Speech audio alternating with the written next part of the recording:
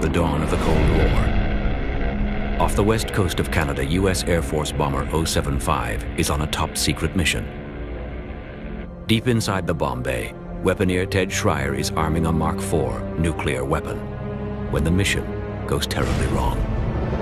Captain, we got a fire on one. Dirty guy, number 2's on fire. There's a 4-foot flame coming out of that thing. Shut down engine number 2. Roger. Shutting down 2. Without warning, 2 of its 6 engines erupt in flames. Inside the bomb bay, weaponeer Schreier struggles to safe the weapon as the B-36 begins to plummet from the sky. Moments later, the bomber suffers a crippling blow as a 3rd engine is engulfed in flames. We have 3 engines out. As 075 enters restricted airspace over Canada, the pilot orders his crew of 16 to prepare to abandon the crippled bomber. Crew 17, fires on engines 1, 3, and 5. Ditching. Look for survivors of wreckage near Princess Royal Island. Just before midnight, the nuclear bomber disappears from the radar screen.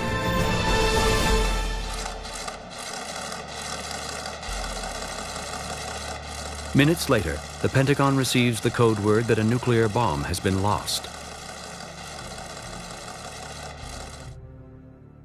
3 days later, most of the crew are rescued from Princess Royal Island on British Columbia's west coast. Among 5 crewmen never found is the man responsible for the bomb's safekeeping, weaponeer Ted Schreier. Official U.S. Air Force reports claim the bomber and her nuclear weapon are lost at sea.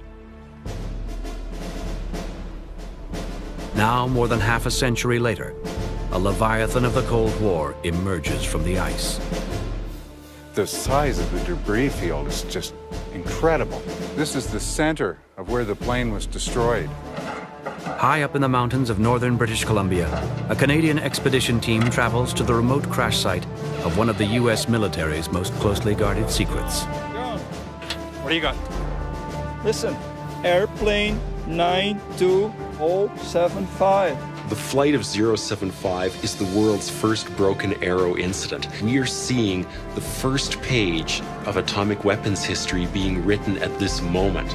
This is a story I've spent so much time on. There's no turning back. I want to find the truth. I want to find out what happened that night when 075 went down. Was bomber 075's Mark IV bomb armed for a nuclear detonation? Some secrets were meant never to be told. I don't think the mystery of 075 is one of them.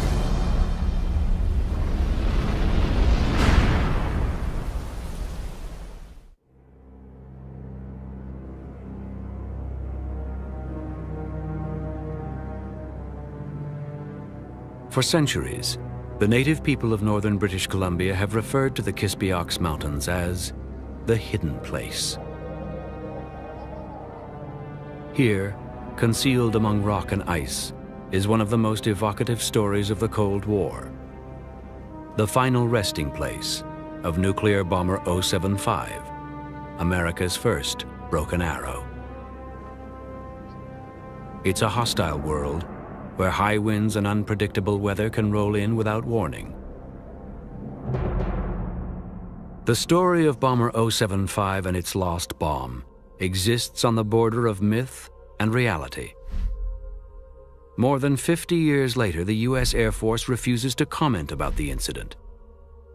Survivors offer little about their 1950 top-secret mission or the campaign of secrecy that would follow. You don't want to make it possible for somebody that wanted to do damage to the country to maybe have some information that they could use. It's just better not to talk about things like that. Well, there's still things that I can't talk about, that I won't talk about. They do not destroy the bird cage. They do not destroy... 3 men have spent years trying to unravel the mystery. They're convinced the bomber's Mark IV was armed with a deadly plutonium core. Each is determined to uncover what happened to the nuclear material and have joined forces in the hope of solving one of the U.S. military's darkest secrets. There should be bone fragments. When the Pentagon releases its first report on the incident in the late 1970s, Aviation writer Dirk Scepter is one of the first to read it. The US military are still withholding a number of pages to be released, or maybe never to be released. The core was a ball of plutonium or uranium, or the site so far. Dr. John Clearwater is a Cold War historian and a leading nuclear weapons expert. Safe in terms of radiation. Assuming that a pilot did fly the plane there. Jim Laird is the group's B-36 expert. For Laird and the rest of the team, the mystery of what happened on 075 has become an obsession. This mystery really begins at the moment where the men got the signal to bail out over Princess Royal Island in the middle of the night. What is known from Air Force documents is that before the crew parachuted from the disabled aircraft, the autopilot was set to fly the empty bomber further out to sea. But mysteriously, 075 crashed high in the mountains north of Smithers, BC, more than 200 miles in the opposite direction of its last known heading. When the bomber was found, the U.S. Air Force immediately commandeered a hangar at the Smithers Airport to stage a covert mission to the wreck site. Shrouded in secrecy, the 1954 Air Force expedition includes a three-man special operations team, led by a local guide. Supplies, including a large quantity of explosives and a Geiger counter, are dropped near the crash site. On the third day, with bad weather setting in, the team retreats to a safe location and destroys the fallen bomber.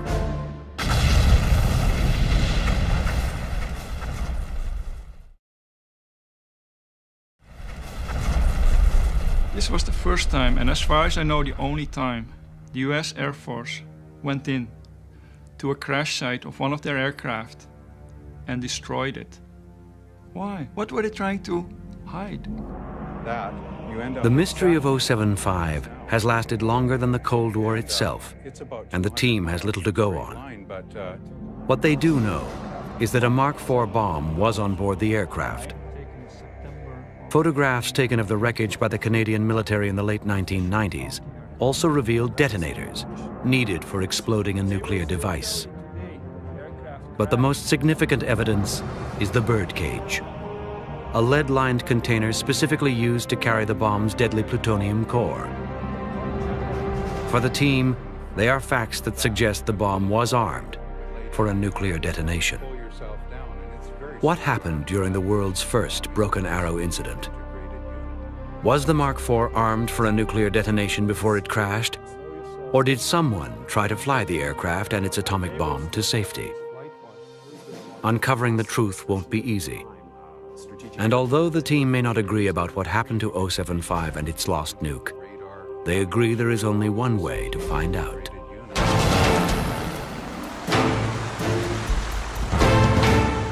Far from civilization and accessible only by helicopter, the trip to the remote site of the first broken arrow isn't an easy one. There it is. There's a motor up on the hill there.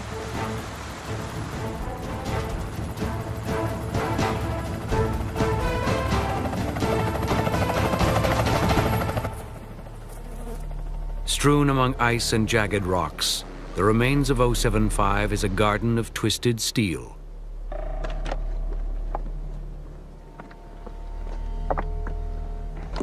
Hey, Dirk, I think I found a couple of the cylinder heads here.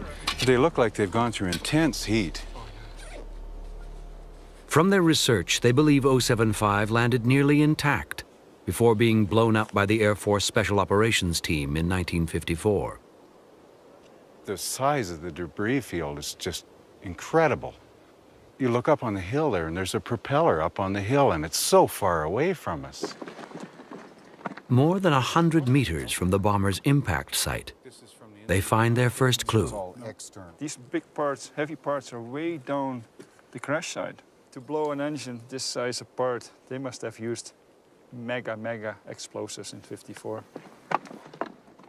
The team is puzzled by the degree of devastation and wonder why the Air Force destroyed an aircraft lost in such a desolate place. It looks to me as though the entire aircraft has been rolled, or when the detonations took place, it flipped the entire section on its back.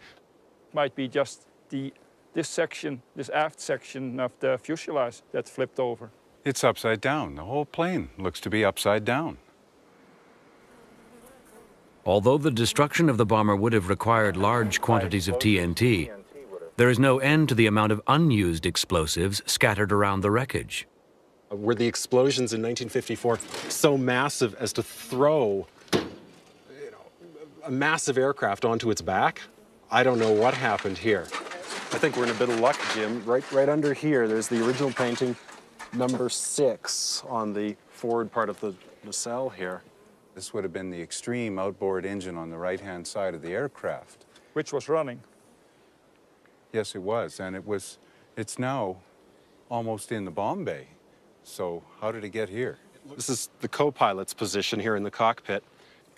075's compass is the only piece of equipment still recognizable from the flight deck. But behind the cockpit, they find a clue that only deepens the mystery. And it does look to me like there's a hole here, like a big explosion took place in this spot. But what kind of explosion? In their search for the answers, the expedition will have only 3 days to investigate the shattered remains of the largest bomber ever built.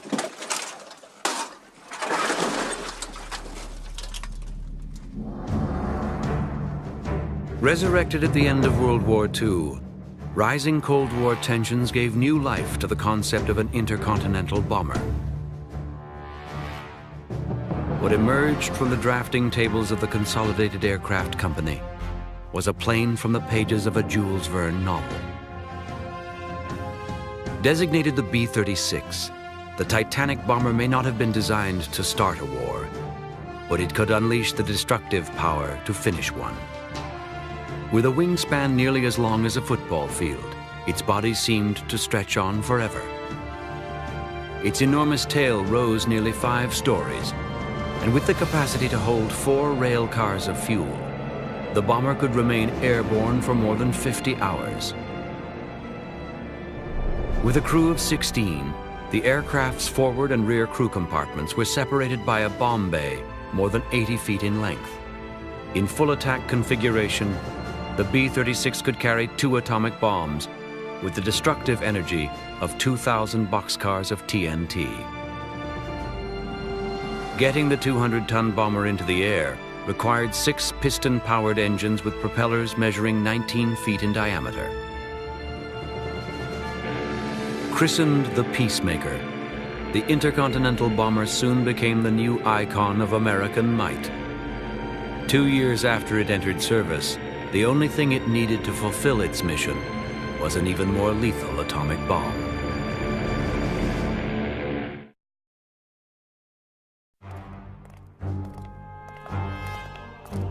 Even before the U.S. dropped the first atomic bomb on Japan in 1945, scientists were hard at work designing what they described as the holy grail of nuclear weapons, the Mark IV.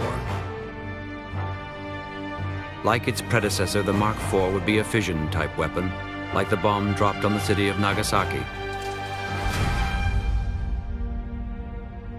As big as a mid-sized car, the Mark IV was designed to be built in large numbers. It would be the world's first assembly line-produced nuclear weapon. Weighing in at more than 10,000 pounds, most of the bomb's weight was made up of an inner and outer sphere of high explosives weighing nearly 3 tons. But the Mark IV's destructive nuclear punch would come from a plutonium core, levitated within a hollow shell of uranium. Near the rear of the weapon, a cylindrical electronics package known as the X unit held the bomb's sophisticated firing system. Once dropped, a series of fuses would initiate the nuclear chain reaction. The X unit would then trigger detonators positioned on the face of each of the high explosive lenses. With twice the destructive power of previous bombs, the Mark IV could lay waste to the heart of any city in the world, radiation leaving it uninhabitable for years.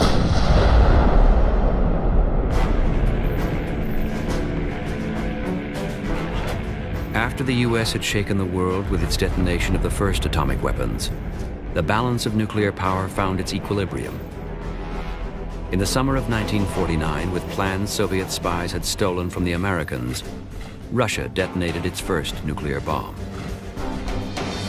In response to the Soviet threat, the Air Force creates Strategic Air Command, or SAC. SAC's mission was simple and uncompromising.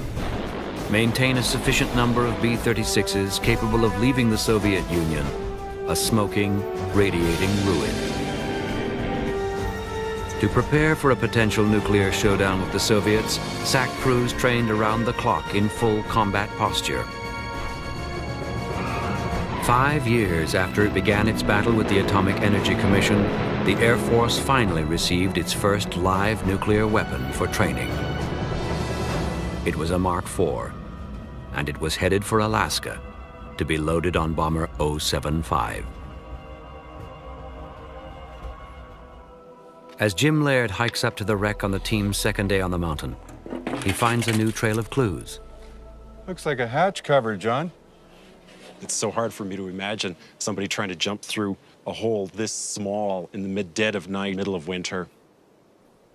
Scattered among the rocks, the first evidence of 075's flight crew. Looks like a bunch of personal gear here. Several boots and a button here. Oh, look, Jim, it's rank badge. I think there was probably only one person on board that this luggage could have belonged to. That would be McDonald? Lieutenant Colonel MacDonald was one of the lucky ones. He got rescued. And the UTM coordinates. With the first archaeological permit ever issued by the government, the team will collect and catalog artifacts they hope will answer two unsettling questions. Was a plutonium core on board 075? And did Ted Schreier, the man responsible for the nuclear weapon, stay on board and fly the bomber to its glacier hiding spot? There's no end to the personal effects in here, or the operational ones. Dirk, oxygen hose. Well, I like to get my hands on Captain Schreier's stuff. Looks like deflector sight. Hey guys, I got one. Whoa. White parachute in perfect condition. Its silk is just as new. Near the pristine parachute, Scepter also finds an unused flotation device known as a Mae West. Without jumping to any conclusions, these two items indicate they hadn't been used, and which might indicate that one of the crew members didn't jump. In an effort to determine the Peacemaker's final heading, Jim Laird is high above the wreck trying to identify an engine that rests several hundred feet from the crash site. Wait a minute. Here on this piece of the nacelle, it says engine number 1. So that must mean the plane is right side up. And it came in facing east. That was the number 1 engine, and if I take a compass bearing back along this line, I should be able to figure out where it came from. So, if we look this way through that dip beside Mount Kologet and take a bearing from here to there, towards the southwest, the heading is 075. 075. 075. Laird and Scepter believe this new discovery adds another piece of evidence to their theory that a crew member stayed on board 075 in an attempt to save the birdcage and its plutonium payload. Incredible burn. The birdcage, which was used to carry the core, it should have been in this region. The photos, some of the recent photos seem to show it in this location of wreckage. There's nothing here in the area of the photographs. To Clearwater's disappointment, the birdcage used for transporting the bomb's radioactive core and the detonators for initiating the nuclear chain reaction are missing. It's a significant loss in terms of atomic history. This is the first broken arrow. We don't have these objects. With their time on the mountain running out, it's a huge blow to the expedition. If there was a core, the danger of this cannot be underestimated. There's enough power in this one core to level any city in North America.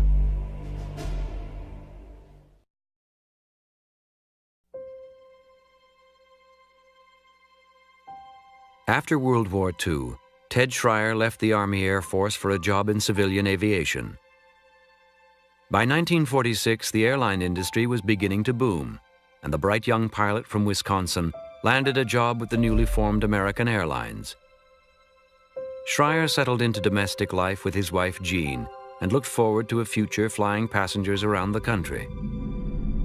But less than a year later, to the couple's frustration, Ted was recalled to active duty with Strategic Air Command. Schreier was hand-picked to attend the elite Armed Forces Special Weapons Project, where he was to be trained as a weaponeer, the crewman responsible for a B-36's nuclear payload.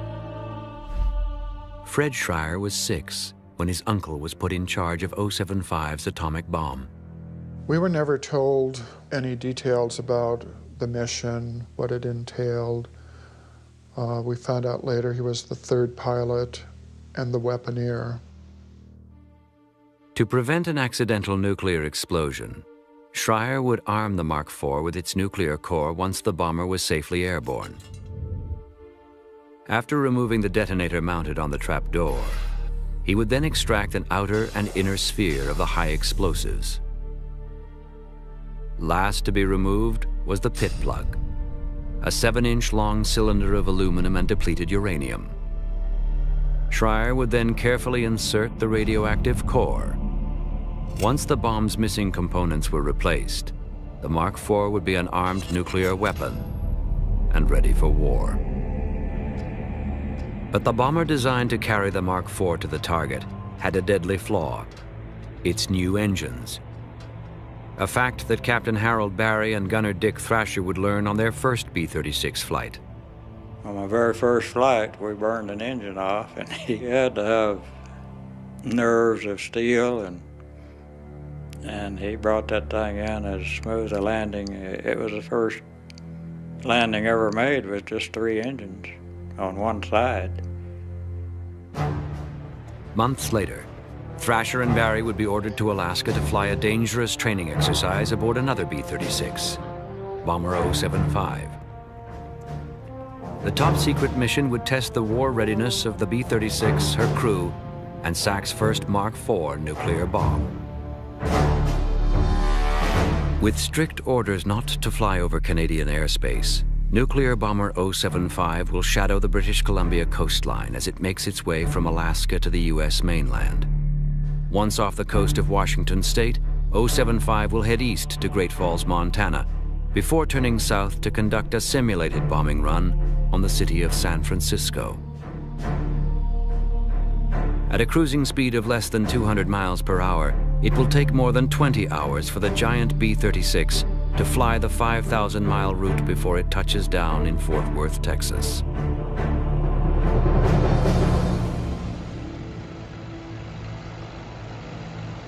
On the day of the mission, all is not well with the giant bomber. Despite severe cold and a host of mechanical problems, ground personnel are ordered to get the handicapped bomber ready for its simulated combat mission.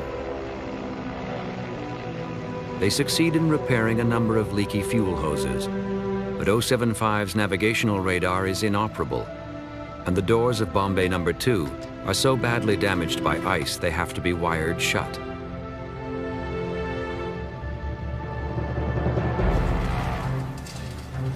With less than an hour to take off, the order is given to load the birdcage and the Mark IV into 075's number 1 bomb bay. After 3.5 hours of pre-flight maintenance, Gunner Dick Thrasher boards 075 with trepidation. As I was going to the airplane, I met one of the gunners that brought the airplane up, and I just asked what kind of shape it was in, because we had quite a bit of maintenance problems then. And he said, well, it's okay, he said, but it won't ever make it back. In the waning Alaskan twilight, the bomber lumbers into the air and sets a course for Texas, a route that will take 075 along the British Columbia coastline.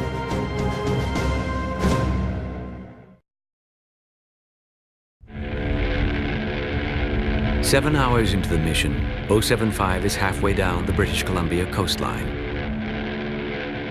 At 11:25, the flight engineer reports that the bomber is starting to lose airspeed, when suddenly all 6 propellers begin surging uncontrollably.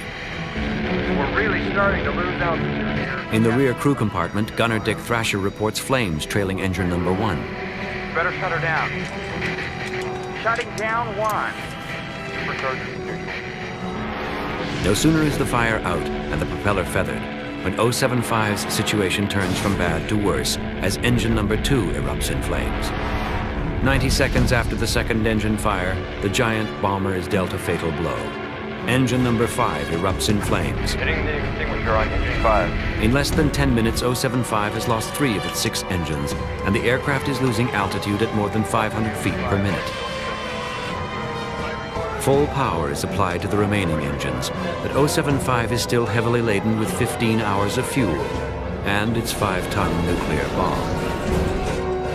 At 8,000 feet, Captain Barry makes a difficult decision.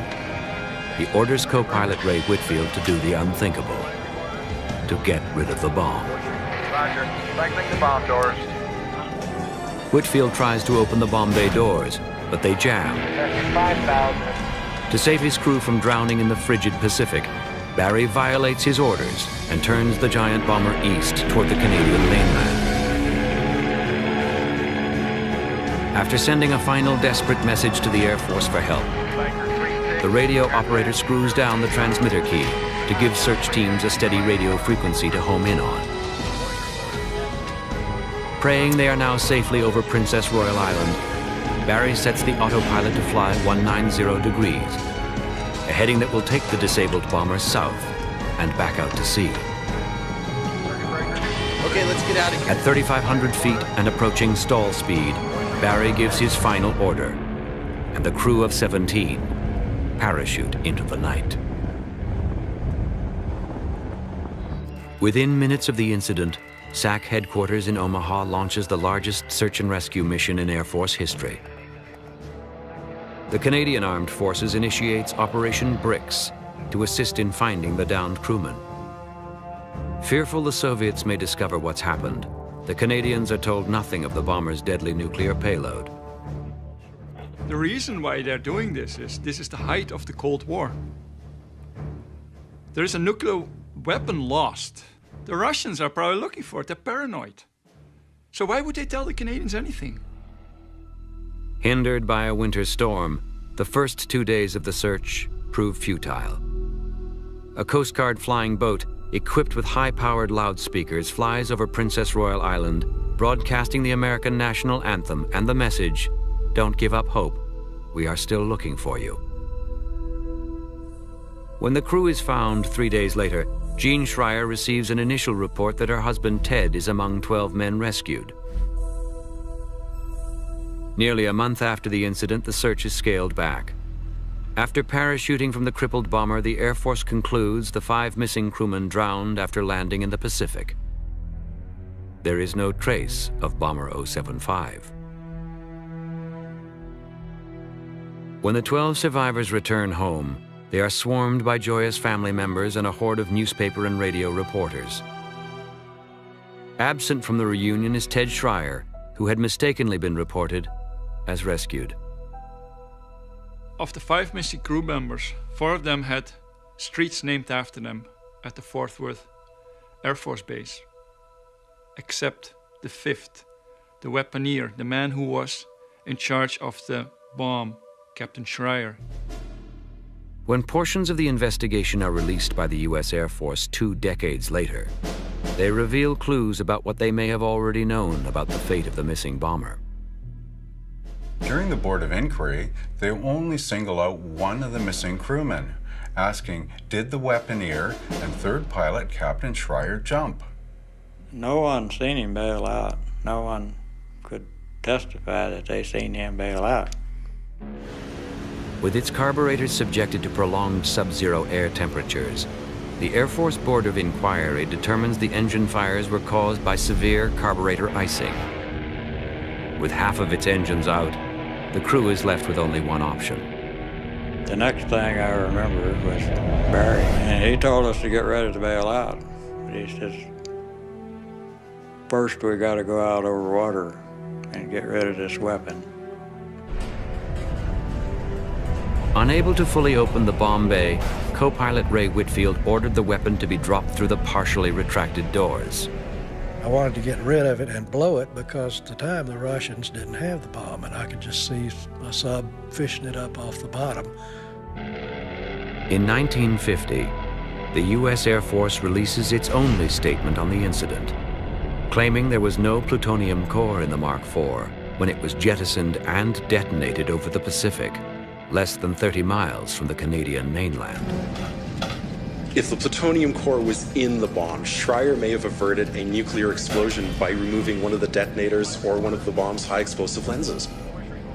Even if there's no plutonium core on this weapon, there is still enough depleted uranium in this Mark IV to create the world's first dirty bomb. Never told of the bomb's existence, Canadian search teams scoured the BC coastline, unaware of the potential for radioactive fallout. With a summer storm approaching, the team's final day on the mountain will be their last chance to uncover any new evidence. What's that, John? It's as though it's a kind of bomb rack, but it's not big enough or heavy enough for the Mark IV that we're looking for. But if you follow the wreckage that way, there should be something further up. So,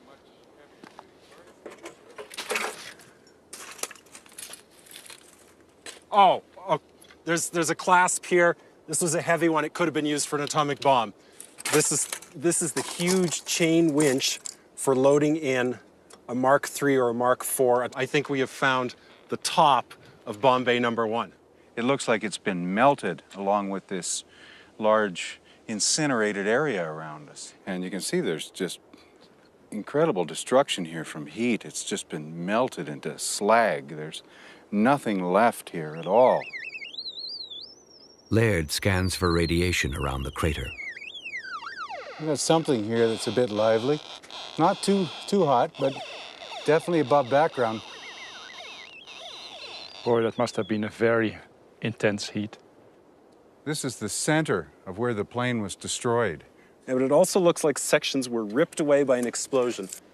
The whole assembly, the shackle, the 4 sway braces, the massive size of it says to me that this has to be the item that held the Mark IV atomic bomb. As heavy rains move in and shroud 075 in the clouds, Scepter and Clearwater descend into the valley below and make an unexpected discovery. They find a camp they believe was used in 1954 by the U.S. Air Force Special Operations Team which destroyed the fallen bomber. Here's the point at which all of the cables attached for the parachute. Littered across the site are dozens of objects ranging from food tins and cargo boxes to grenade pins. Oh, lots more cans here, cans everywhere. Hey, look at this. Hunter Simpson's Cup. Haggis used to be pretty well the only restaurant at the time in Smithers. And I'm sure this is the final evidence. Hunter Simpson was on this trip, right in this camp here. Newspaper accounts of the day name local guide Hunter Simpson as the only civilian witness to the Air Force's mission to destroy 075. But Simpson, who died in 1972, remained silent about the covert operation. Unwilling to give up their search for new evidence, the team spends their last hour before nightfall on the ridge above the wreck. This looks like part of the radome, you know, it's... Same piece. Located near the nose of the aircraft, they find the shattered housing of the bomber's radar. The radome was the part of the aircraft that would hit first. Probably hit right here on the top of this little ridge. It's here where Dirk Scepter believes Ted Schreier made his last valiant effort to save 075. I'm not sure what happened, whether he was actually trying to land here or whether he just lost it. There's no way he could clear that. It's several thousand feet higher than this pass. So he was doomed either way. On their descent down the glacier that once entombed the nuclear bomber, Dirk Scepter finds the clue he hopes will prove that someone was at the controls of 075 when it crashed. Finally, some bones or bone fragments. I'm not even sure whether there is enough DNA left in these bones to make a positive identification. Only pathologists will be able to tell whether these are possibly Captain Schreier's bones. I can't be sure exactly what happened to the bomb, but a great effort was made to destroy Bomb Bay No. 1 where it was originally held. Everything was blown up. What wasn't incinerated was melted into tiny pools of metal. Everything is destroyed. The evidence is gone now.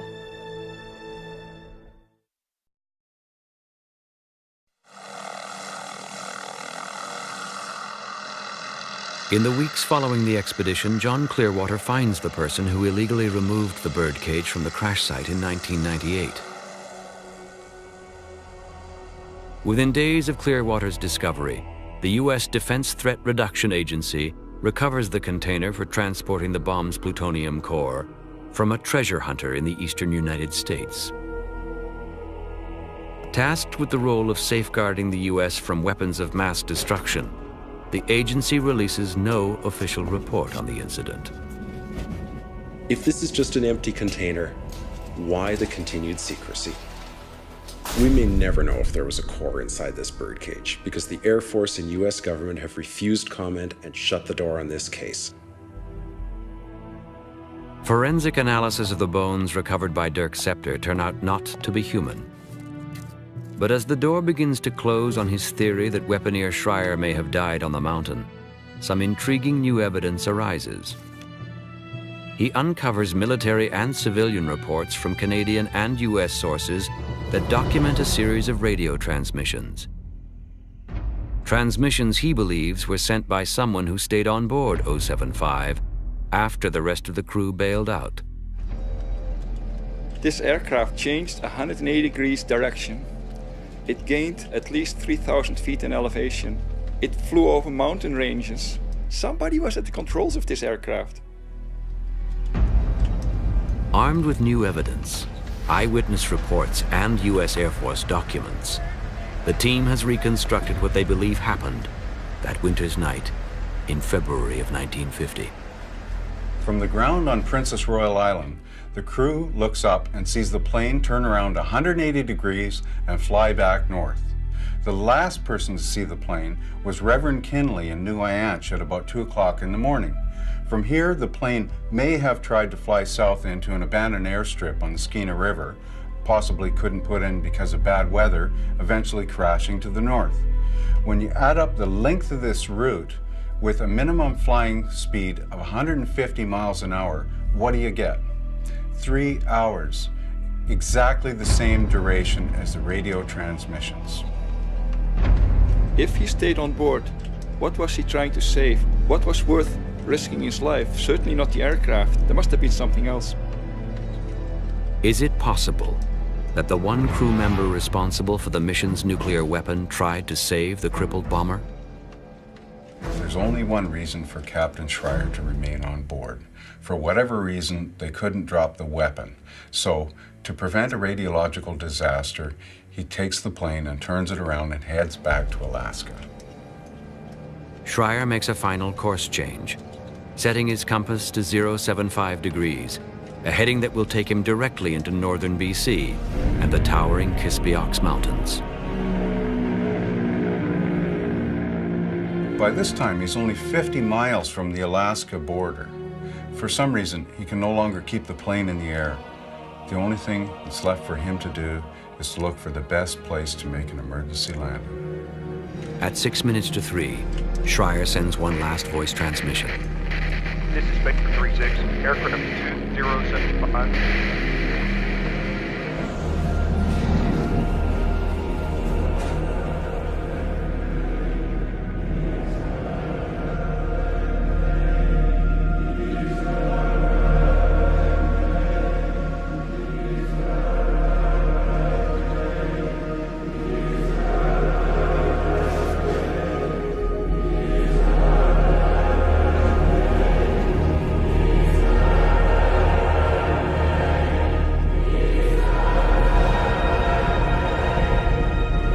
Just before 3 a.m., 075's radio goes silent. the bomber will remain here, undetected, for the next 4 years.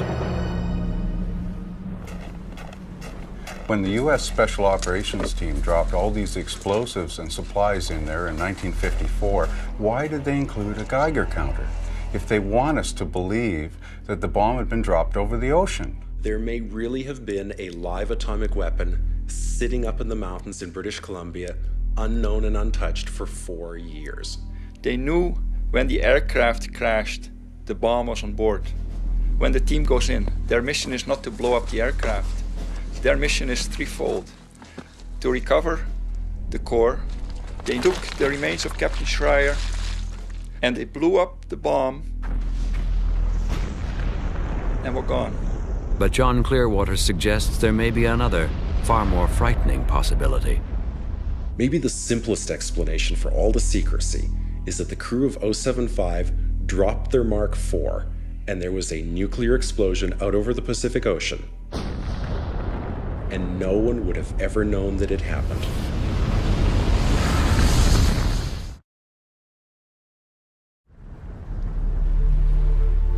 Although 5 of 075's crew are never found, 2 years after the plane disappeared, a fisherman recovers the remains of a human foot near Princess Royal Island.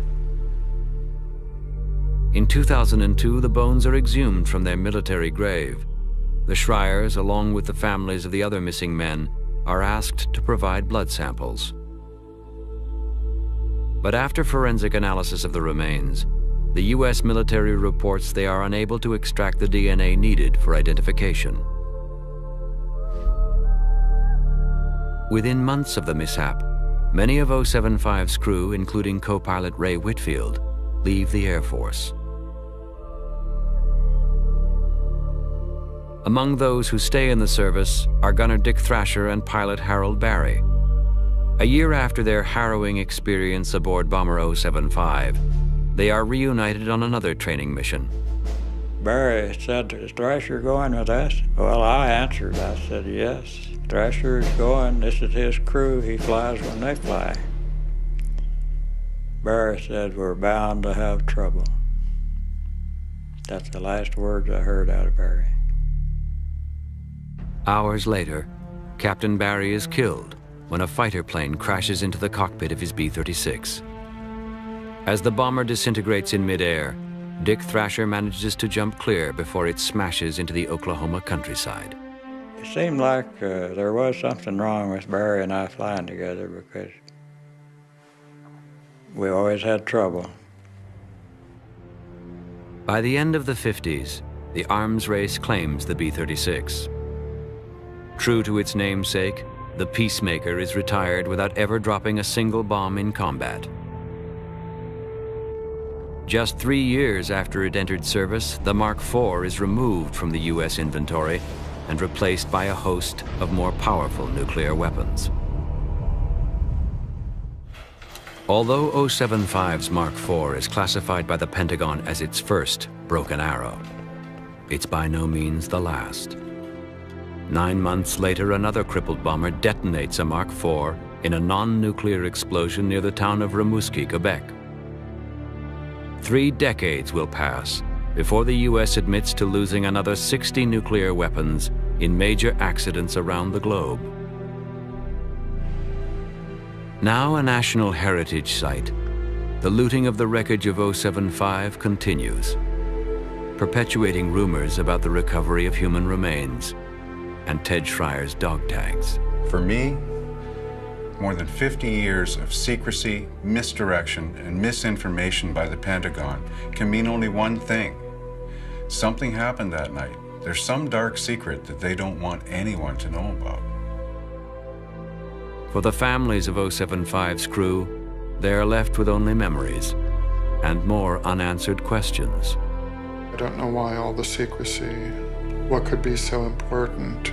It seems like a cover-up when the families are not told what happened.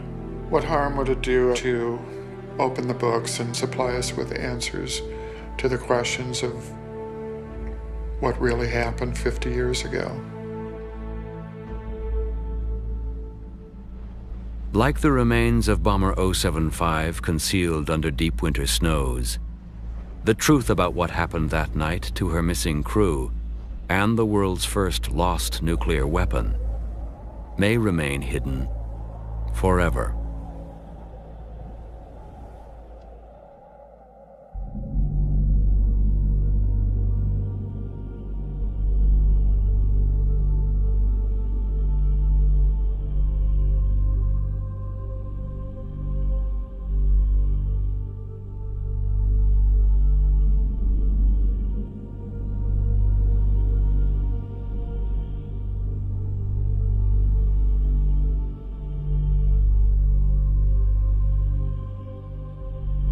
O-75's Mark IV bomb, armed for a nuclear detonation?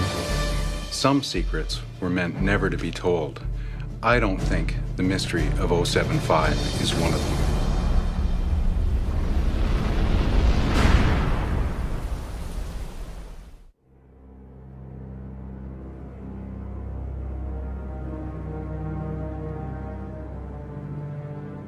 For centuries, the native people of northern British Columbia have referred to the Kispiox Mountains as the hidden place. Here, concealed among rock and ice, is one of the most evocative stories of the Cold War. The final resting place of nuclear bomber O-75, America's first broken arrow. It's a hostile world where high winds and unpredictable weather can roll in without warning.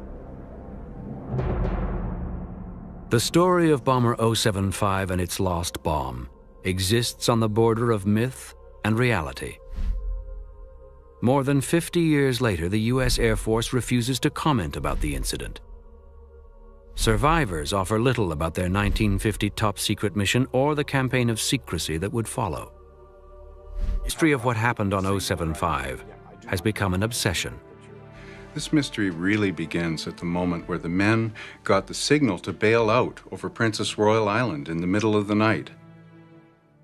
What is known from Air Force documents is that before the crew parachuted from the disabled aircraft, the autopilot was set to fly the empty bomber further out to sea.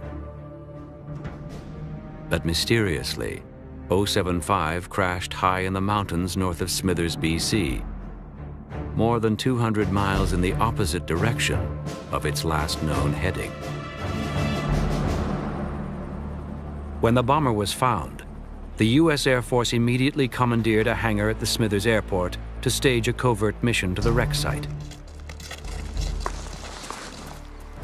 Shrouded in secrecy, the 1954 Air Force expedition includes a three-man special operations team, led by a local guide. Supplies, including a large quantity of explosives and a Geiger counter, are dropped near the crash site. On the third day, with bad weather setting in, the team retreats to a safe location and destroys the fallen bomber. Lost. 3 days later, most of the crew are rescued from Princess Royal Island on British Columbia's west coast.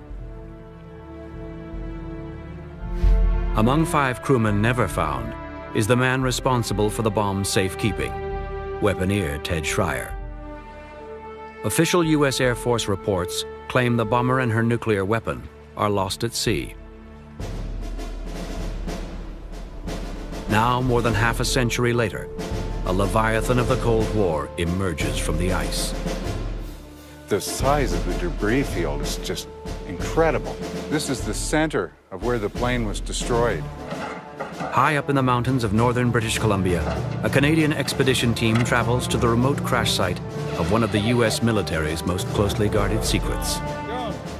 What do you got? Listen, airplane 92075. The flight of 075 is the world's first broken arrow incident. We are seeing the first page of atomic weapons history being written at this moment. This is a story I've spent so much time on. There's no turning back. I want to find the truth. I want to find out what happened that night when O-75 went down. Was bomber O-75... You don't want to make it possible for somebody that wanted to do damage to the country to maybe have some information that they could use. It's just better not to talk about things like that. Well, there's still things that I can't talk about, that I won't talk about. They do not destroy the bird cage. They do not destroy... 3 men have spent years trying to unravel the mystery. They're convinced the bomber's Mark IV was armed with a deadly plutonium core. Each is determined to uncover what happened to the nuclear material and have joined forces in the hope of solving one of the U.S. military's darkest secrets. There should be bone fragments. When the Pentagon releases its first report on the incident in the late 1970s, aviation writer Dirk Scepter is one of the first to read it. The U.S. military are still withholding a number of pages to be released, or maybe never to be released.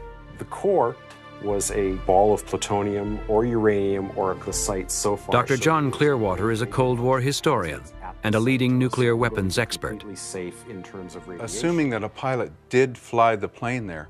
Jim Laird is the group's B-36 expert. For Laird and the rest of the team, the mystery, the dawn of the Cold War. Off the west coast of Canada, U.S. Air Force bomber 075 is on a top-secret mission. Deep inside the bomb bay, weaponeer Ted Schreier is arming a Mark IV nuclear weapon when the mission goes terribly wrong. Captain, we got a fire on 1. Dirty guy, number 2's on fire. There's a 4-foot flame coming out of that thing. Take down engine number 2. Roger. Shutting down 2. Without warning, 2 of its 6 engines erupt in flames. Inside the bomb bay, weaponeer Schreier struggles to safe the weapon as the B-36 begins to plummet from the sky. Moments later, the bomber suffers a crippling blow as a 3rd engine is engulfed in flames. We have 3 engines out. As 075 enters restricted airspace over Canada, the pilot orders his crew of 16 to prepare to abandon the crippled bomber. Crew 17, fires on engines 1, 3, and 5. Ditching. Look for survivors and wreckage near Princess Royal Island. Just before midnight, the nuclear bomber disappears from the radar screen.